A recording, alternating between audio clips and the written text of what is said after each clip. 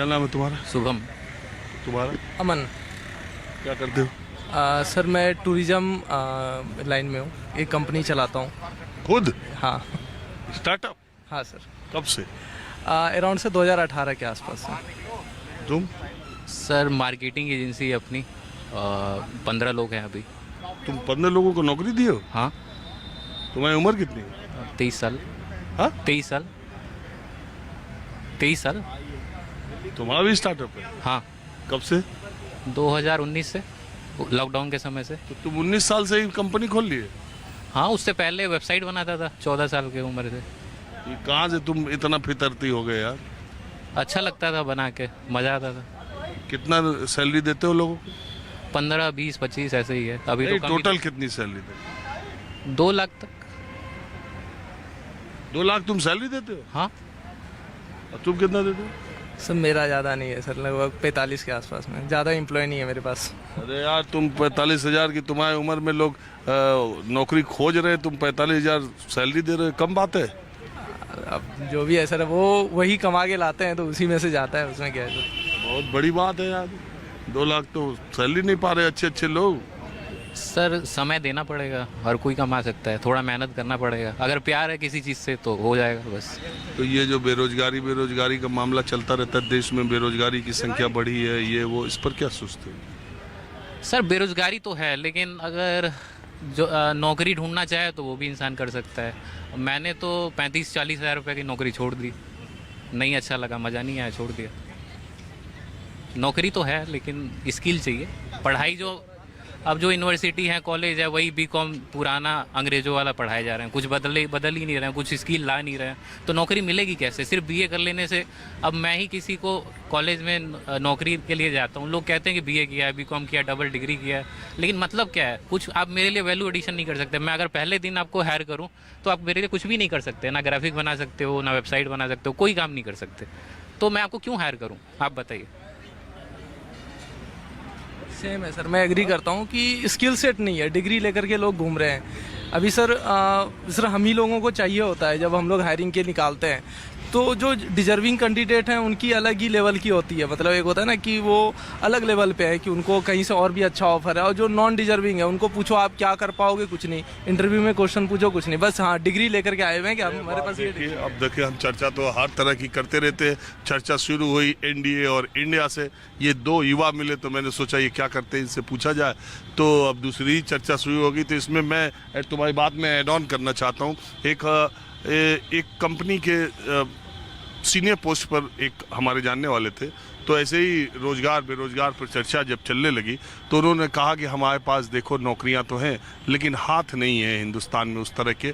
जब मैं नौकरी के लिए लोगों के इंटरव्यू लेता हूं, जो लोग आते हैं तो उसमें से ज़्यादातर लोग नाकाबिल होते हैं, जिनके पास स्किल की कमी होती है, और जो काबिल लोग हैं उनकी इतनी ज़्यादा डिमांड है कि वो हमारे यहाँ आते नहीं। ये भी एक समस्या है, जो एक हमारी शिक्षा पद्धति सालों से वैसे ही चली आ रही है, और जो बच्चे इंटरेस्ट ना लेने के बावजूद भी पढ़ाई में पेरेंट्स की वजह से धकेले जा रहे हैं, उनके दूसरे जो दूसरी उनकी रुचियां हैं, दूसरे स्किल्स जो है उसको डेवलप नहीं किया जा रहा है। ये भी एक बहुत बड़ी कारण है। तो इसी पर एक कहावत ये भी कही जाती है कि हिटलर जो है वो बचपन में बहुत अच्छा पेंटर था, और वो एक बड़ा पेंटर बनना चाहता था, लेकिन उसके माँ बाप को ये बिल्कुल पसंद नहीं था, उसको पेंटर नहीं बनने दिया। बाद में कहते हैं, ऐसा कई बार उदाहरण लोग देते हैं, कि बाद में जो उसकी सृजन की क्षमता थी, जो सृजन का जो उसका जुनून था, वो विध्वंस में तब्दील हो गया। बदले में द्वितीय विश्व युद्ध जो हुआ उसका जिम्मेदार हिटलर को ठहराया जाता है। और दूसरी बात यह है कि कई बार लोग ये कहते हैं कि उस द्वितीय विश्व युद्ध के लिए हिटलर जिम्मेदार था या उसके माता पिता। तो ये एक बड़ा सवाल ये भी है। तो एक बात बताओ, बाकी आ जाओ एनडीए और इंडिया पर। यार 2024 चुनाव के लिए इंडिया बन गया एक तरफ, एनडीए तो है ही, क्या लग रहा है? सर अभी तो ऐसे करके, जिस तरह हम अपने नज़रिए से अगर देखें सर, तो पिछले बार तो मैं जहाँ से हूँ वहीं का नेता उठाया था उन्होंने, नीतीश कुमार को, ठीक है, और फ्लॉप ही हुआ था, कुछ हुआ नहीं। एक्चुअली सर इनका ना कोई आपस में कोई एजेंडा ही नहीं है। मतलब इनका एजेंडा क्या है कि बीजेपी को हटा दो, जबकि ये एजेंडा कभी होना ही नहीं चाहिए। अपना कुछ एजेंडा लेकर के आए। एजेंडा ये नहीं होना चाहिए कि जो सरकार में उसको हटाओ, वो अपना काम कर रही है, अच्छा कर रही है, बुरा कर रही है, जैसे कर रही है वो अपना काम कर रही है।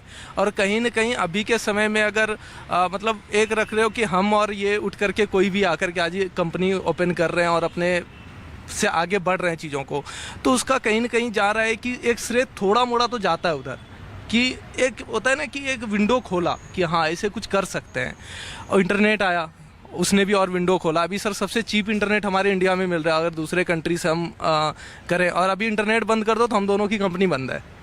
तुम क्या मानते हो ये इंडिया वर्सेस एनडीए में जो विपक्षी दल इकट्ठा हो रहे हैं, एक तरफ मोदी जी है, 24 का युवाओं के दिमाग में क्या विचार चल रहा है? मुझे मजाक लगता है। एनडीए का कोई एजेंडा ही नहीं है, उनका एजेंडा ये मोदी को हटाना, ये कोई एजेंडा हुआ? आप अगर उनसे अच्छा करना चाहते हैं तो कुछ बेहतर ले आइए ना हमारे लिए, जो ये सरकार नहीं कर रही है वो लाइए, जो कमियां हैं इनकी उनको अच्छाइयों में लाइए कि हम इनसे अच्छा करके दिखाएंगे, तब तो हम वोट दें। अब ये आप एजेंडा है कि हम इनको हटाना है, तो फिर ये कोई, मैं उनको वोट तो नहीं देने जा रहा। एनडीए अभी ठीक कर रही है। जो अगर मैं उद्यमी हूँ, इस सरकार से बहुत मोटिवेशन मिला है मुझे, मैं मतलब तारीफ नहीं कर रहा हूँ लेकिन मोटिवेशन मिला है, तभी जाके मैं यहाँ तक पहुँचा भी हूँ।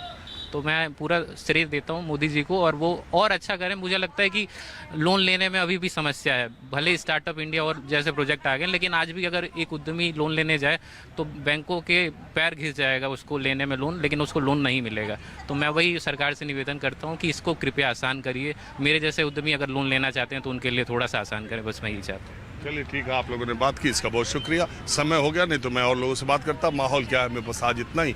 अगले एपिसोड में फिर हाजिर होऊंगा। कैमरामैन राना के साथ राजीव रंजन, न्यूज़ 24 दिल्ली।